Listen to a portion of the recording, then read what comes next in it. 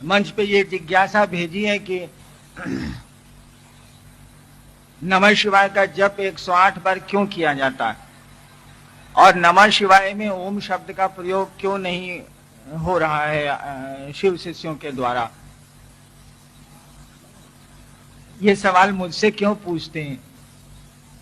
अपनी किताबों में देखिए, अपने शास्त्रों में देखिए, जो हमारे पास सही सही ग्रंथ उपलब्ध हैं उसमें भी इसके उत्तर हैं। कभी जानने की कोशिश हमने आपने नहीं की, इसीलिए नहीं पता है। बहुत पहले से ये हमारे यहाँ विधान बना हुआ है कि 108 बार मंत्रों का जप किया जाता है।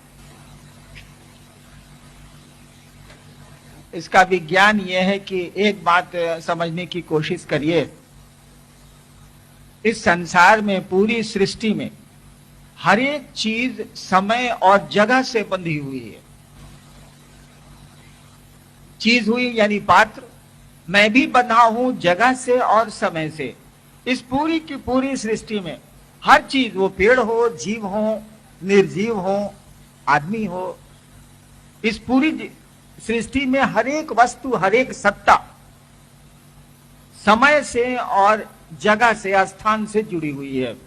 और इसीलिए हम लोगों ने, आपने पढ़ा भी होगा कि चीजें स्थान काल पात्र के अनुरूप चलती हैं। चीजें स्थान काल, स्थान माने जगह, काल माने समय, पात्र माने हम आप। सारी चीजें स्थान काल और पात्र के अनुरूप चलती हैं। आपने भी देखा होगा, हमने भी देखा है। देखिए, मोटरसाइकिल से दो आदमी बेली रोड पर जा रहे हैं। मैं पटना कंट्रोल रूम का उन दिनों दंडाधिकारी था। कंट्रोल रूम में बैठा हुआ था। वायरलेस पर खबर आई कि एक स्कूटर वाला, संडे का दिन था, सचिवालय की ओर से आ रहा था। बेली रोड पर उसको धक्का लगा। पीछे जो आदमी था उसको कुछ नहीं हुआ, आगे वाला मर गया। जबकि जो धक्का लगा था वो पीछे से लगा था, पीछे वाले को मरना चाहिए था, कुछ नहीं हुआ उसको। यानी देखिए, उसकी मौत उस स्थान, पीछे वाले की मौत उस स्थान, उस समय से जुड़ी हुई थी, आगे वाले की नहीं जुड़ी थी। मैं एक घटना बतलाता हूं। मेरी पत्नी की एक सिस्टर थी, आसमान से बिजली गिरी, 18 साल की थी वो। उसकी गोद में 3 महीने का बच्चा था। पलामू के जंगल की बात है, आंखों देखी घटना मैं आपको सुना रहा हूं। गोद में 18 साल की लड़की के गोद में, हम समझते हैं 2-3 महीने का बच्चा था, बच्ची थी वो, उसकी अब शादी भी हो गई। आसमान से बिजली गिरती है। उस लड़की के दोनों सीने में 2 बड़े बड़े काले काले छेद हो गए। अब गोदी में बच्चा है, छेद बच्चे में होना चाहिए, नहीं हुआ। उस लड़की के सीने में 2 काले काले होल हो गए। स्पॉट पर उसका डेथ हो गया। मेरे घर की लड़की है वो। और गोदी में जो 2 महीने की बच्ची है वो फेंका गई। बारिश हो रही थी, पानी आंगन में इतना लगा हुआ था, सीमेंट का आंगन था, उसको कुछ नहीं हुआ, केवल थोड़े से बाल जल गए, कुछ नहीं हुआ उसको। जबकि होल हुआ था उस बच्चे को पार करके, उसको मरना चाहिए था, नहीं हुआ कुछ, मर गई वो लड़की। यानी हर एक चीजें स्थान और काल से जुड़ी हुई हैं, उसमें परिवर्तन करना आसान नहीं। अगर परिवर्तन कर सकते हैं हम आप, तो चीज, घटनाओं का क्रम बदल सकते हैं। भारतवर्ष में 108 बार मंत्रों का जप इसी सिद्धांत पर आधारित है। देखिए, स्थान को कैसे आप अंक में जोड़िएगा बताइए तो। कोई स्थान जानने के लिए हम लोग दंडाधिकारी हैं, कोर्ट में वकील साहब से पूछते हैं कौन सी जगह पर बोल रहे हैं आपकी झगड़ा हुआ, तो वो बताएंगे उत्तर में ये है, पूरब में ये है, दक्षिण में ये है। यानी 4 दिशाएं, चौहद्दी किसी स्थान को बता देती है। दिशाएं तो 10 हैं, लेकिन मूल दिशाएं 4 ही हैं। बाकी कोणिक दिशाएं हैं, कोने से निकलती हैं। मूल दिशाएं 4 हैं। यानी किसी जगह की चौहद्दी आप बता दीजिए तो वो जगह तय हो जाएगी कि यही जगह है। यानी स्थान के लिए 4 अंक लिया गया, 4 लिया गया, 4। समय की गणना आज से बहुत पहले नक्षत्रों से होती थी, आज भी होती है। पंचांग जो निकलता है वो आपकी अंग्रेजी घड़ी से नहीं निकलता, पंचांग निकलता है नक्षत्रों से। 27 नक्षत्र हैं जो सूर्य के चारों ओर संचरण करती हैं। भारत का ज्योतिष यही है, समय पहले नक्षत्रों से निकाला जाता था, आज भी निकाला जाता है पंचांग में। यानी समय के लिए 27 लिया गया काल, और स्थान के लिए 4 लिया गया, चौहद्दी का 4, 4 दिशाओं का 4, 27 और 4 हो गया। मंत्र कौन जपेगा? हम जपेंगे, आप जपेंगे, पात्र जपेगा। यानी पात्र हो गया मंत्र का जप करता, यानी जप करने वाला।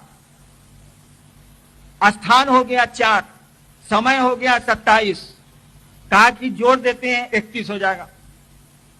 कहा नहीं, जोड़ नहीं सकते हो बाबू, 27 को 4 से और पात्र 1 से जोड़ दोगे, काम नहीं चलेगा, क्योंकि कोई भी कर्म फल सीधा नहीं चलता है। कर्म किसी ने किया, भोगना हमको आपको भी पड़ेगा। मैं अभी मर जाऊं, क्या आपके मन में जरा सा नहीं होगा, आदमिया तो ठीक है था, साला मर गया, यानी मरा मैं हूं, दुख आपको भी होगा। मेरे मरने से मेरे परिवार के लोगों पर उसका प्रभाव पड़ता है, मित्रों पर प्रभाव पड़ता है, मुझसे जुड़े लोगों पर प्रभाव पड़ेगा। किसी भी कर्म का जो हमारे आपके साथ होता है, मैं बीमार, मेरी पत्नी बीमार है ना, सप्ताह में 2 बार डायलिसिस चलता है, क्या इनकी बीमारी का प्रभाव मुझ पर नहीं है, मेरे परिवार पर नहीं है? है। यानी कर्म किसी का फल लेना होगा, उससे जुड़े सबको लेना पड़ता है। किसी के घर का कोई कमाता खाता आदमी चला जाता है, क्या परेशानी होती है, सोचिए तो, बच्चों को, पत्नी को, माँ को, उसके बाप को। देखिए कर्म उसका है, हो सकता है पूर्व जन्म में उसने किसी की हत्या की होगी, इस बार वो चला गया, लेकिन भोगना तो सबको पड़ता है। यानी कर्म फल जोगात्मक नहीं है, जुड़ता नहीं है, गुणात्मक है, फैलता है सलाई। कहा गया कि मंत्रों का जप अगर जप करता करेगा, पात्र अगर मंत्रों को जपेगा, तो स्थान और काल को तो प्रभावित कर देगा मंत्रों का देवता, लेकिन कर्म फल तो गुणा से चलता है, जोड़ से चलता नहीं है। तो 27 को 4 से गुना कर दिया गया। 27 को जब 4 से गुना करिएगा कितना होता? 108। 108 का विज्ञान यही है कि जप करता मंत्रों के जप से अपने स्थान, अपने काल को परिवर्तन कर सकेगा। कैसा परिवर्तन करेगा? कोई आदमी दुख नहीं चाहता है, सुख चाहता है, कष्ट नहीं चाहता है, तो उन कष्टों को निवृत्त कर सकेगा मंत्र के जो देवता हैं उसके प्रभाव से जप करके। यही विज्ञान 108 का। और मंत्र क्या है? हर एक मंत्र का एक देवता होता है। कोई भी मंत्र होगा, हर एक मंत्र का एक देवता होता है, देवताओं के मंत्र होते हैं। नमः शिवाय शिव का मंत्र है, नमः शिवाय के देवता शिव कहे जाते हैं, शिव हैं। अब जहां तक नमः शिवाय में ओम लगने का सवाल है, यह सवाल इसलिए आप हमसे करते हैं कि पढ़ते ही नहीं है, किताब पढ़वे नहीं करते हैं आप।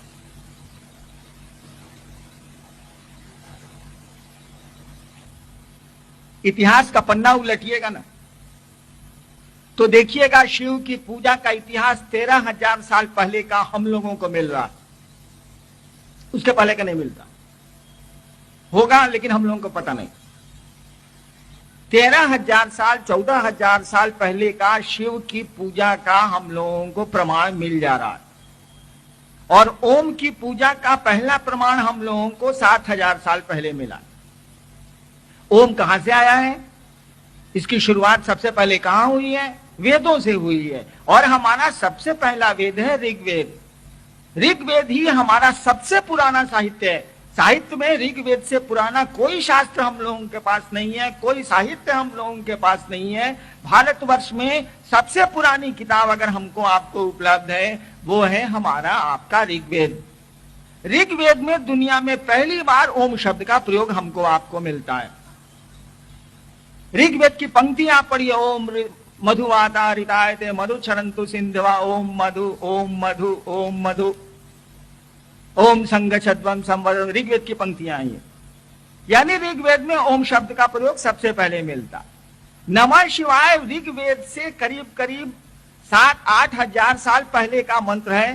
पढ़ा तो नहीं जा सका है सिंधु घाटी के स्क्रिप्ट को, लेकिन शिव के मंत्र वेदों से बहुत पुराने, क्योंकि वेद का समय ही 7,000-6,000 साल पहले है।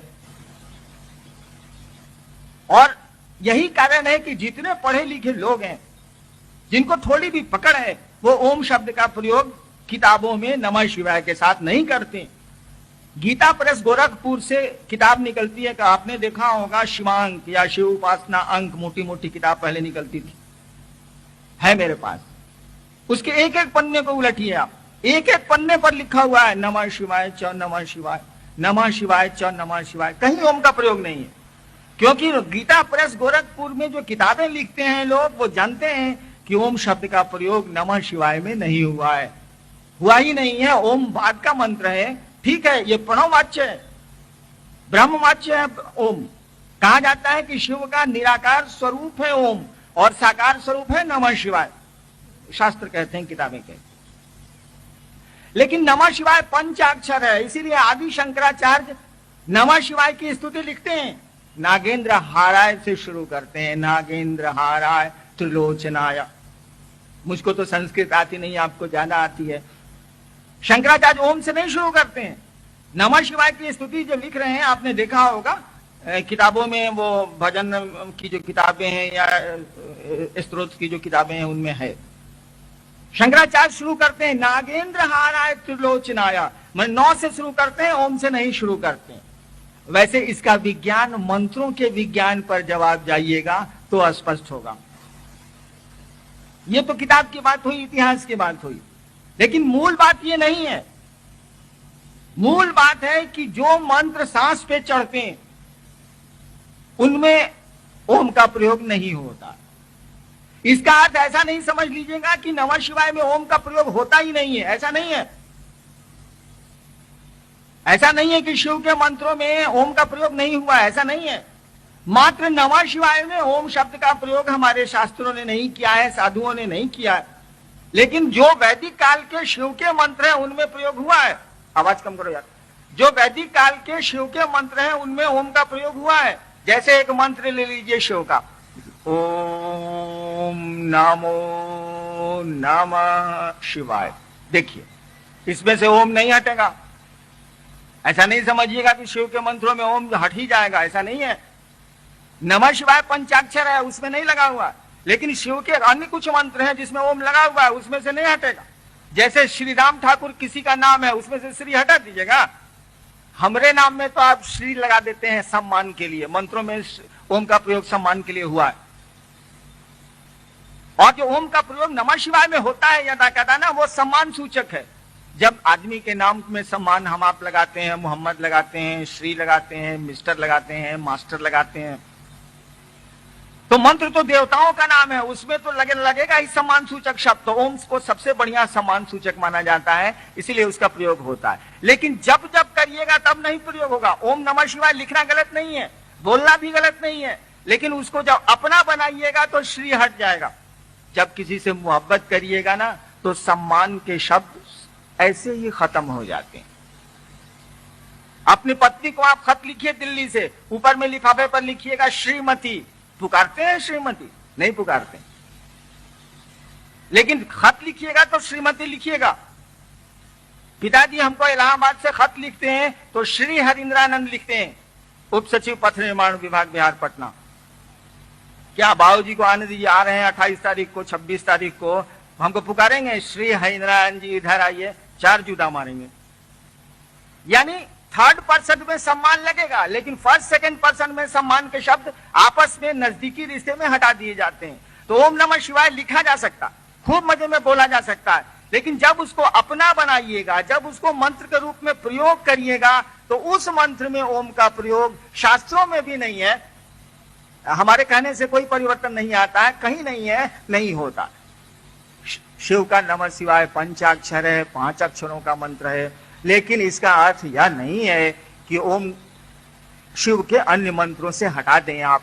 अन्य जो कुछ मंत्र हैं जिसमें ओम लगा हुआ है, उसमें से ओम नहीं हटेगा, वो रहेगा। अगर उन मंत्रों का जप कोई करता है तो उसको ओम के साथ करना होगा। आगे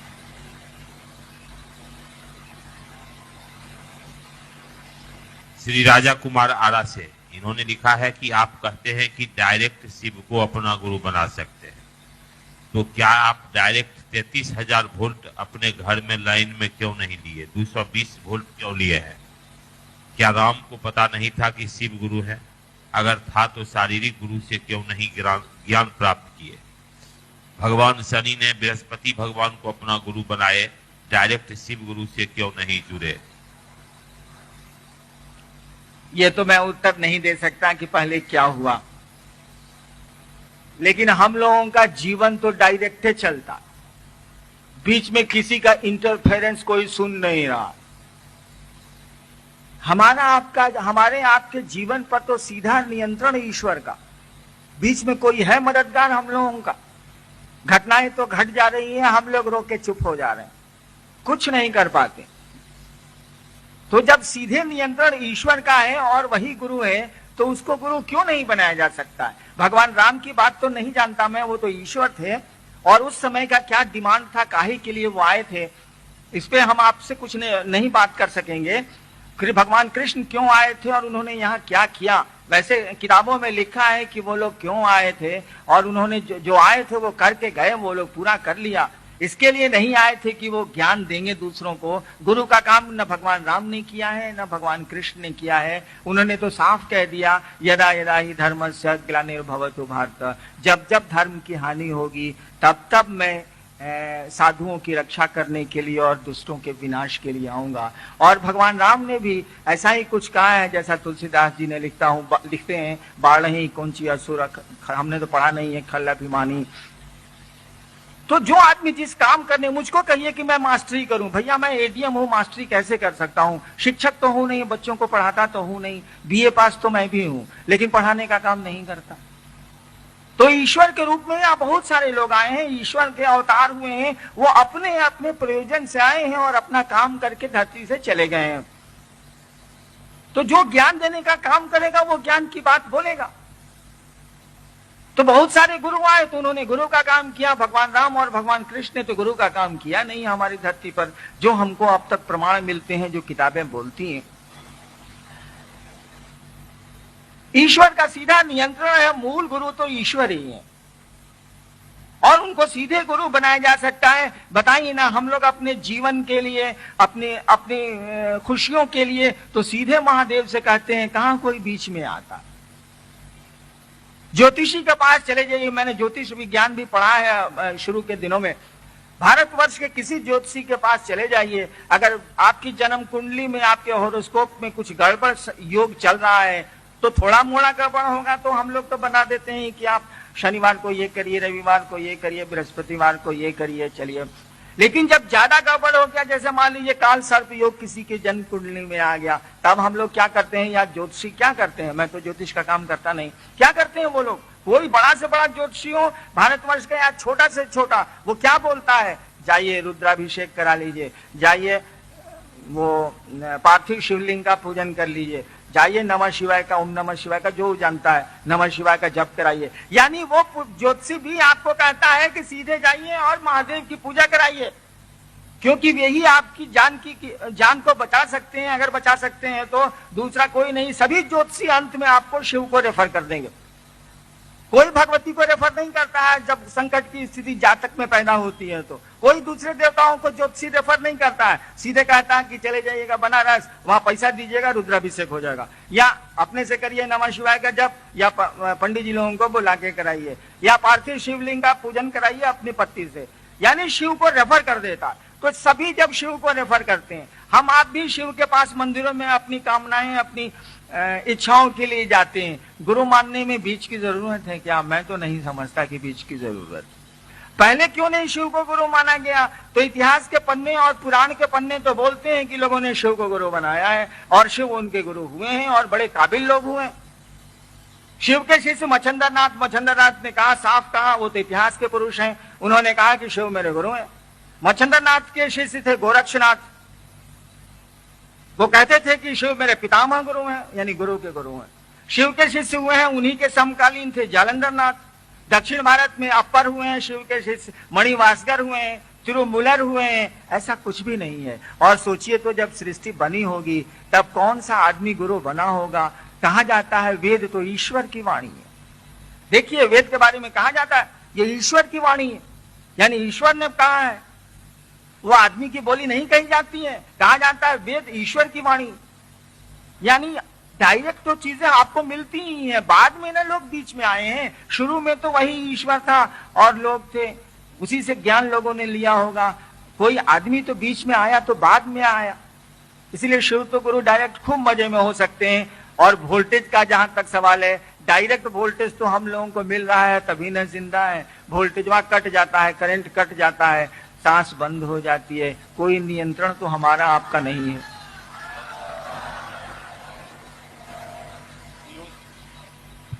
पीयूष सिंह केसठ, इनका प्रश्न है, महेश्वर अल्लाह गॉड जब सब एक है तो हम अल्लाह और गॉड को गुरु क्यों नहीं मान सकते? हाँ, मान सकते हैं, कोई दिक्कत नहीं, कोई दिक्कत नहीं, मान सकते हैं। एक बार निराकार में जंप करना थोड़ा कठिन होता, मैंने ये कोशिश की है।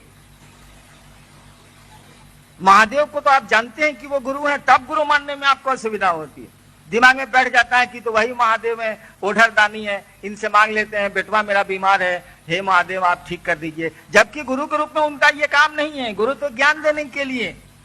लेकिन आदत पड़ी हुई है, दिमाग में बैठा हुआ है कि तो ओढ़रनाथ हैं, सब लोग मांगने जाते हैं, खानदान दर खानदान से यही देखा है, गुरु भी मेरे हैं, चलो मांग लेते हैं। देखिए, शिव को गुरु के रूप में पकड़ पाना, देवता से अलग कर पाना बड़ा कठिन हो गया, आसान नहीं है। तब तो दिक्कत हो रही है। गॉड का क्या कॉन्सेप्ट आप लेंगे, क्या अवधारणा ईश्वर की लेंगे आप? कोई अवधारणा नहीं लेनी होगी, शून्य में जाना होगा। और शून्य में साधना तो बड़ा कठिन है, बहुत कठिन है, सीढ़ियों का सहारा लेना पड़ता है। इसीलिए शिव गुरु की बात चली है और भारतवर्ष आज से शोर कर रहा है, उसकी किताबें आज से बोल रही हैं कि शिव गुरु हैं, जगत के गुरु हैं। गुरुओं ने भी एक मत हो गए कहा कि जगत गुरु नमस्तुभ्यम शिवाय शिवदाय च। आपके शिव पुराण में लिखा है, वो जो शंभवे गुरुवे नमः आप जो लिखते हैं वो शिव पुराण की लाइन है। ब्रह्मा और विष्णु शिव की स्तुति किताबों में कर रहे हैं और कह रहे हैं शंभवे गुरुवे नमः, हे शिव गुरु आपको प्रणाम। लेकिन आप मान सकते हैं, कर सकते हैं, रास्ता थोड़ा ज्यादा कठिन है। आगे एक भाई लिखते हैं कि आप शिव शिष्यता के सूत्रधार हैं, शिव वास्तव में गुरु का काम करते हैं, इसका साक्ष्य प्रस्तुत करने की कृपा करें। देखिए, मैं शिष्यता का सूत्रधार कैसे हो सकता हूं? कहने को लोग कहते हैं, कहने को तो बहुत कुछ कहते हैं, कुछ सही कहते हैं, कुछ गलत कहते हैं। शिव की शिष्यता के सूत्रधार तो खुद शिव होंगे, मैं कैसे हो सकता हूं? बहुत लोग बोलते हैं कि शिव की शिष्यता के साकार आदर्श हैं हरिंद्रनाथ, बिल्कुल गलत बोलते हैं। अरे शिव की शिष्यता के आदर्श तो शिव खुद हैं, हरिंद्रनाथ कैसे हो जाएंगे? शिव के शिष्यता के सूत्रधार गुरु होंगे, किसी भी शिष्यता के सूत्रधार गुरु होते हैं, शिष्य कैसे हो सकता? मैं कैसे उनका सूत्रधार हो सकता हूं शिष्यता का? अरे शिष्यता के सूत्र का धागा पकड़ने वाला तो गुरु होता है, दूसरा कौन होगा बीच में? आप गलत बोल दीजिएगा, मैं थोड़े ही मान लूंगा इस बात को। मैं सूत्रधार नहीं हूं, शिष्यता के सूत्रधार खुद शिव ही हैं। कोई भी गुरु तो किसी भी शिष्यता की बात करिएगा, दूसरे गुरुओं की भी, तो शिष्यता के सूत्रधार गुरु खुद होते हैं। और शिष्यता का साकार आदर्श हरिनारायण जैसा थर्ड क्लास आदमी कैसे हो जाएगा? नहीं संभव है। शिव की शिष्यता का साकार आदर्श संभव नहीं है भाई साहब, आसान नहीं है वो। शिव का शिष्य होना भी आसान नहीं है। हम लोग तो प्रयास कर रहे हैं, प्रयास में जो अच्छा लगा है तो कहने चले आए हैं कि भैया मान के देखिए, चलिए कुछ अच्छा लगता है। और यहाँ लाभ हानि सोच के थोड़े ही कोई आता है। मोहब्बत में लेना थोड़े ही होता है, देना पड़ता है। आप भक्ति करें तो जरा, किसी की भक्ति करें तो, भक्ति क्या है आपको तो हमसे बढ़िया मालूम है। भक्ति किसको कहते हैं? अरे भक्ति प्रेम को कहते हैं। पूजा क्या है? पूजा प्रेम है और कुछ नहीं है। वो लैला ने मजनू से प्रेम किया था, वो मीरा ने कृष्ण से प्रेम किया था, वो खुदा से मंसूर ने इश्क किया था, वही प्रेम है और क्या।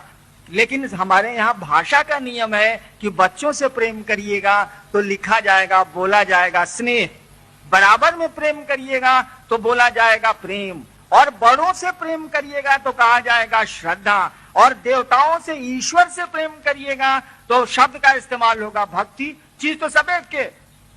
मीरा रानी दीवानी कहने लगी, वो तो गली गली हरि गुण गाने लगी। धरती के प्रेम में भी ऐसा होता है, लौकिक प्रेम में भी ऐसा होता। मंसूर के साथ भी वही स्थिति थी। मीरा के साथ भी वही स्थिति है। प्रेम दीवानापन पैदा करता है, वो खुदा से हो या आदमी से हो, यही है भक्ति। और प्रेम में आप देते हैं कि लेते हैं, जरा हमको समझाइए तो। किसी से प्रेम करिएगा, आप अपने बच्चे से प्रेम करते हैं। एक आदमी है जो अपने बीवी और बच्चों से प्रेम करता, उसको 2 रोटी मिली है 2 दिन भूखे रहने के बाद, या 3 रोटी मिली है आज खाने को 2 दिनों के बाद, वो घर लेके जाता है। तो उसके 2 बच्चे हैं, 1 पत्नी है। वो जाके घर में कहेगा, लो तुम लोग 1-1 रोटी खा लो, 3 रोटी है, हम भर पेट खा के आए। बोलेगा वो, क्यों? कि वो बच्चे और बीवी से प्रेम करता है। वो भूखा रह जाएगा लेकिन वो भोजन उसको करा देगा, अपने फटा कपड़ा पहन के रह जाएगा, लेकिन बच्चे और पत्नी के लिए जैसे व्यवस्था होगी पहले उसकी व्यवस्था करेगा, क्योंकि प्रेम करता है वो।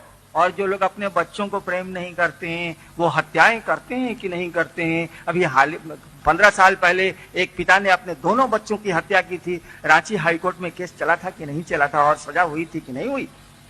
यानी प्रेम में देना पड़ता है, वहां लेने जैसा कुछ नहीं है। हर जगह जहां भी आप मोहब्बत करेंगे आपको देने का मन करेगा।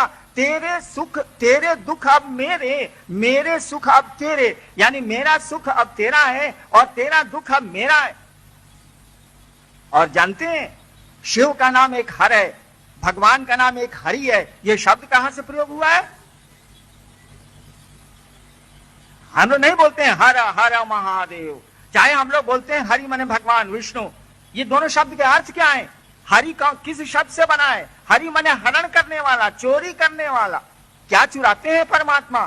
क्या हर भगवान महादेव चुरा लेते हैं? क्या भगवान विष्णु आपसे चुराते हैं?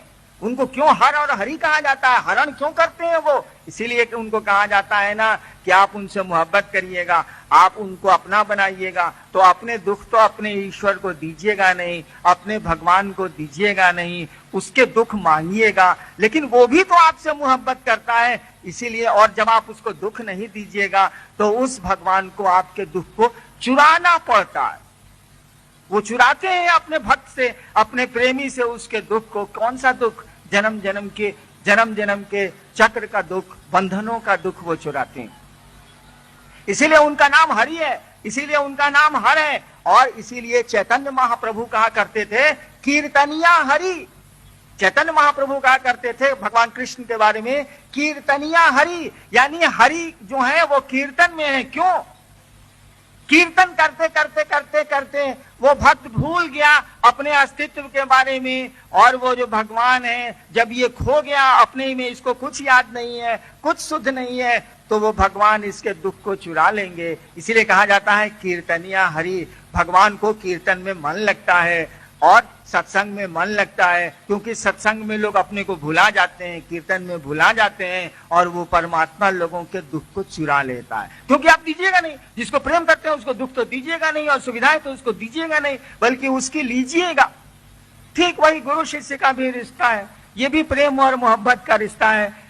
लाचारी है, हम लोगों को जरूरत होती है। अब दिन भर महादेव गुरु शिव गुरु की बात करते हैं तो किससे अपने दुख कहें, किससे अपनी आवश्यकता कहें? लाचारी होती है कहने की। लेकिन मन जैसे जैसे समझने लगता है कि अरे वो समझते हैं सब कुछ, उनको क्यों दुख दें हम, धीरे धीरे हम आप उनको कहना छोड़ देते हैं। कहते हैं कि तू जैसन चाहता रहो वैसन ठीक है बा, हम का बोली तरह के।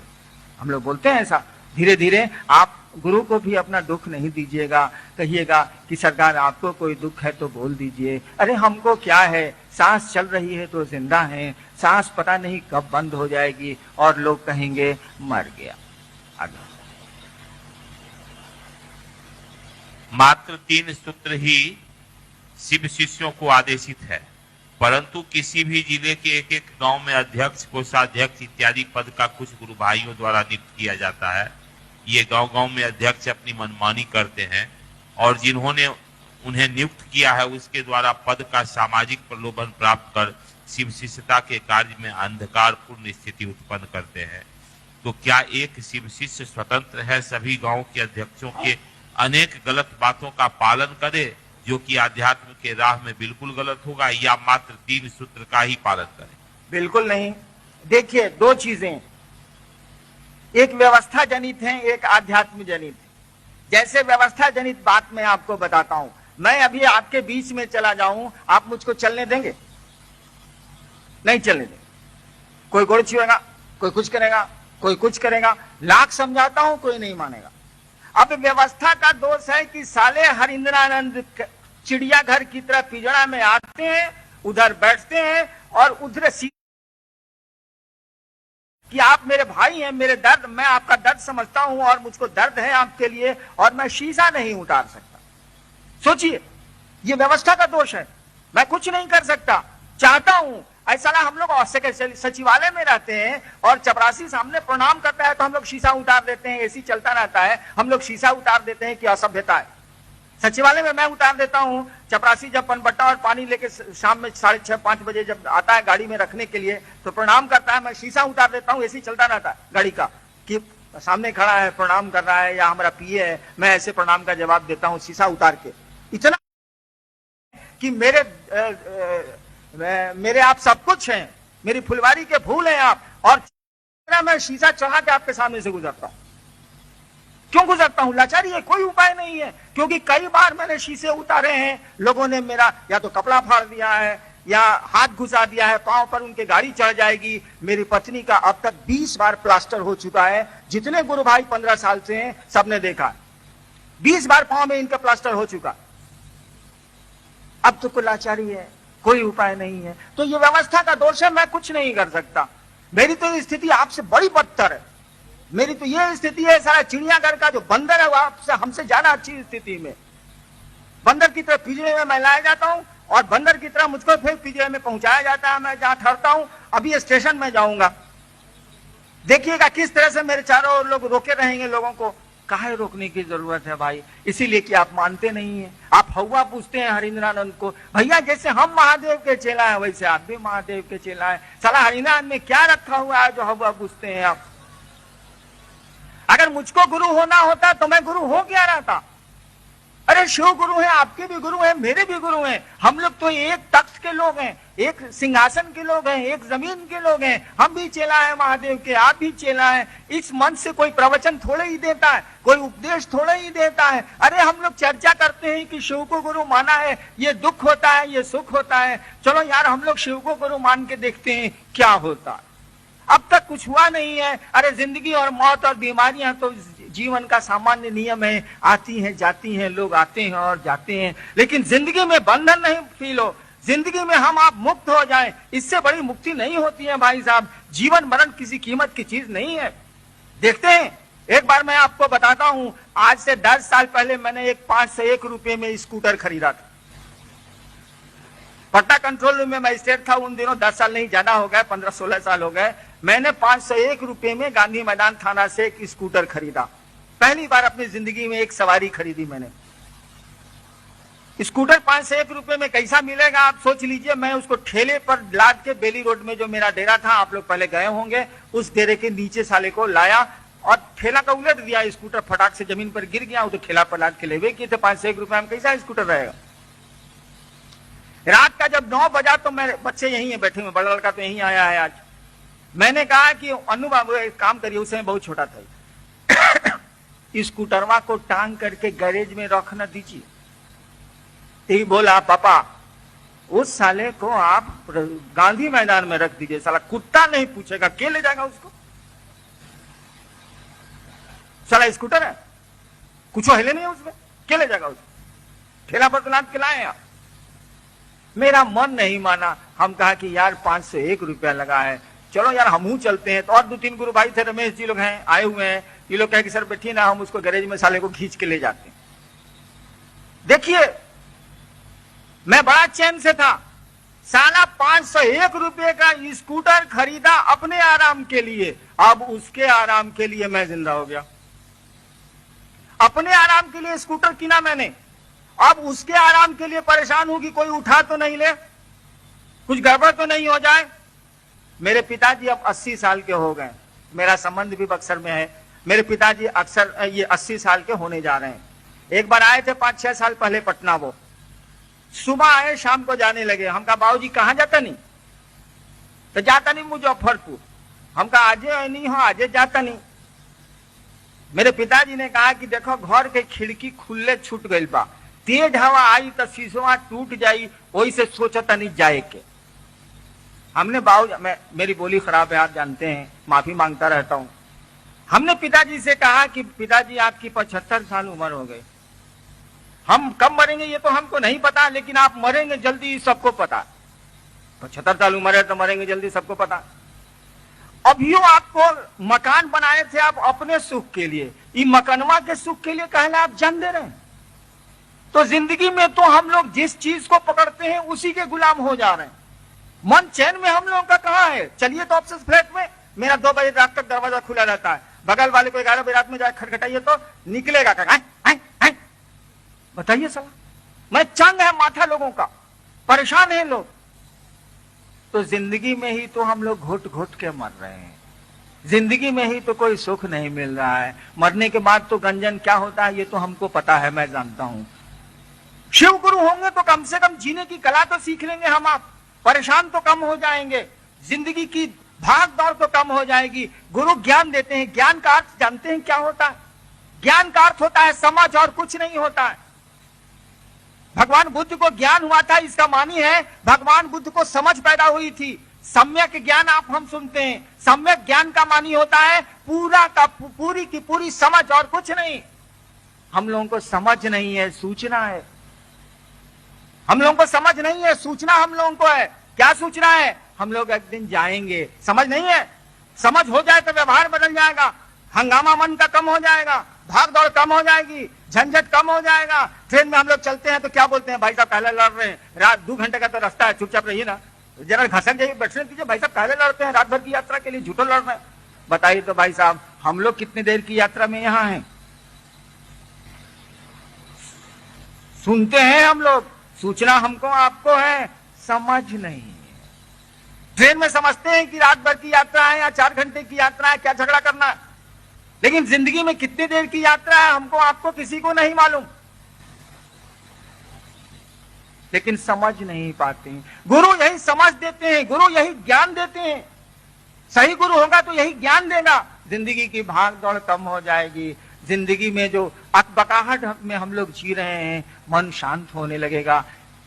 इसलिए सही गुरु की आदमी को तलाश करनी चाहिए, सही गुरु के आश्रम में जाना चाहिए। श्री उमेश जी, ना ना ना ना, बक्सर का ये महोत्सव आपने मुझको बुलाया।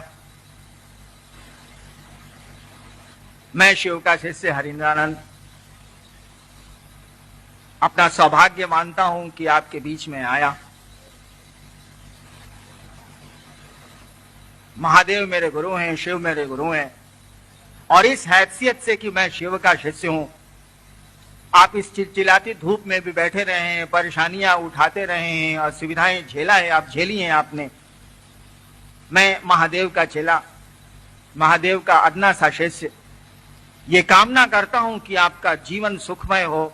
मेरी आवाज जहां तक जा रही है या जो लोग मुझको सुन रहे हैं, उनका जीवन सुखमय हो, शिवमय हो, शिव उनके गुरु हो, जिंदगी में दुख आपके कम हो, मन शांत हो। ऐसी मेरे गुरु शिव आप सबों पर कृपा करें, आप सबों पर दया करें। इस प्रार्थना के साथ, इस कामना के साथ आपको कष्ट हुआ, इसलिए माफी मांगते हुए आप सबों को अपना प्रणाम निवेदित करता हूं। और जब भी आप चाहें, मैं अपने आवाज पर आपका स्वागत करने को तैयार रहूंगा। आपको मेरा प्रणाम।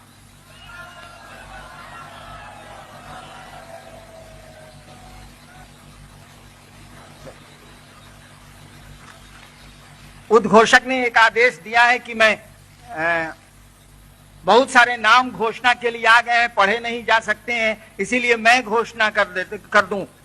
मैं हरिंद्रानंद शिव शिष्य, जो भी जिन लोगों ने भी अपने नाम शिव को गुरु मानने के निमित्त भेजे हैं, या जो लोग शिव को गुरु मानने का मन बनाए हुए हैं और अपना नाम नहीं भेज सके हैं, उन सारे लोगों के नाम अंतरिक्ष में संप्रेषित करता हूं, और अंतरिक्ष को ये कहता हूं, ये निर्देश देता हूं कि शिव को गुरु मानने वालों में इनका नाम वो दर्ज कर ले।